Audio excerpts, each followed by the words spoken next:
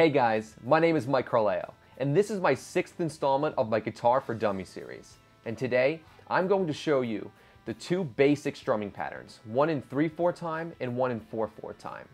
Now these two basic strumming patterns are the basis for every other strumming pattern that exists.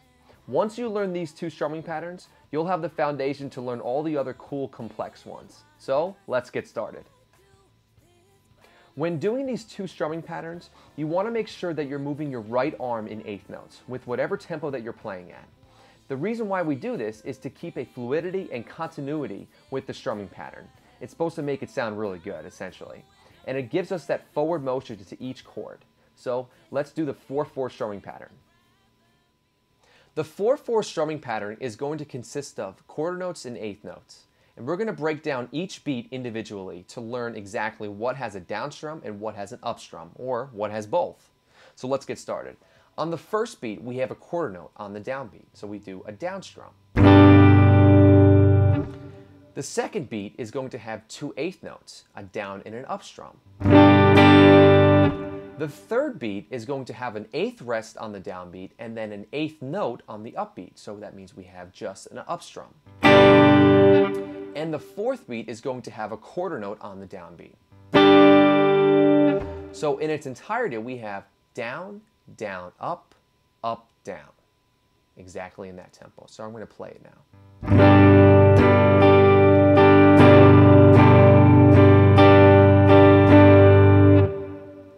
One thing to note, in order to make it sound nice and fluid, is to have a very big strumming arm. That's what I like to say. So in order to do this, I like to make myself aware of what I'm doing. So I'm lifting up my arm on the up strum, the length and the ending of the guitar. And when I'm doing a down strum, I like to go to the length and the ending of the other side of the guitar. Now this creates an equidistant motion down and up, and it creates an evenness. So this will have a nice fluid motion going towards each chord and each strum. So let's do it one more time. One go around and you just keep going. Two songs I like to practice this strumming pattern with is the first one is by Van Morrison, which is Brown Eyed Girl. So it starts with a G, it goes to C, G, and D. That's the first part. So if we do this strumming pattern with this, it's exactly how he plays it. So I'm going to play it now.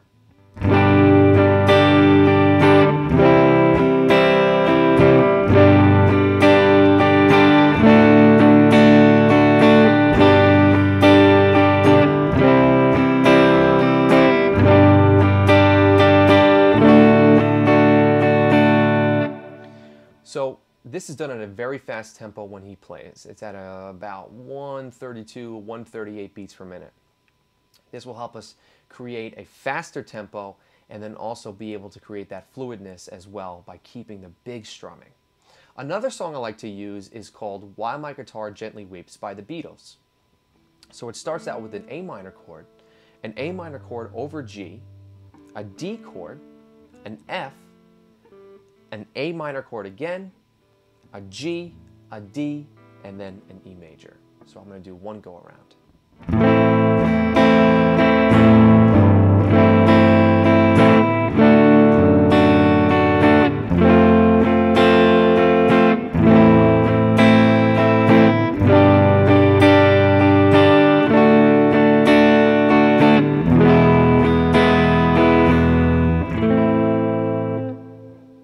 So it's always good to practice your strumming within context of any song.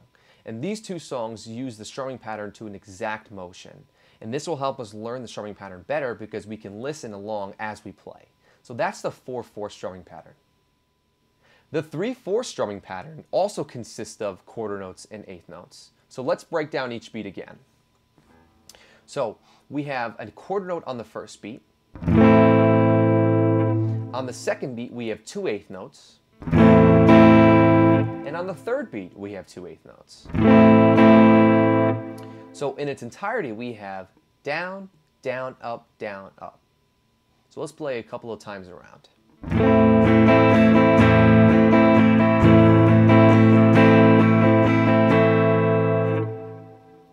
And that's the 3/4 strumming pattern. So This one happens to be my favorite one because of the sound it gives off. It's got a lot of watery, wavy feels to it when you play it.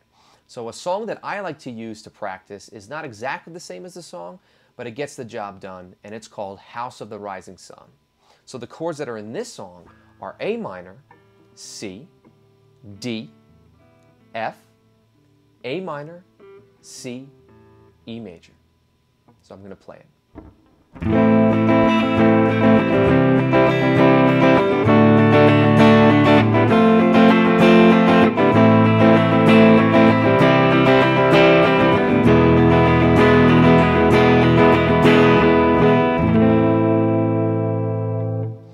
So with the 3/4 strumming pattern, it happens to happen a lot in faster tempos. It almost sounds like 16th notes, but it actually is just a very, very fast 3/4 or 3/8 time as well.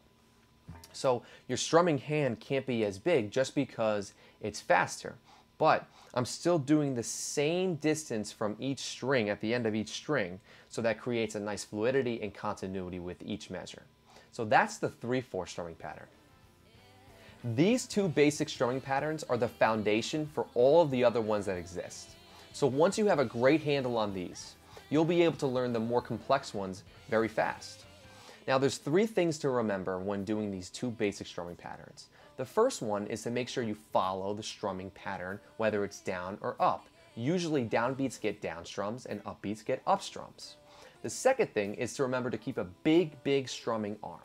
And the last thing is to keep an equal distance from each end of the strings. This will help you become more fluid and also help you create that continuity in between measures and in between chords. So if you want to get to know about me more, you can find out more about me at michaelcarleo.com. Thanks for watching this installment, and I'll see you next time. And don't forget to subscribe to my channel.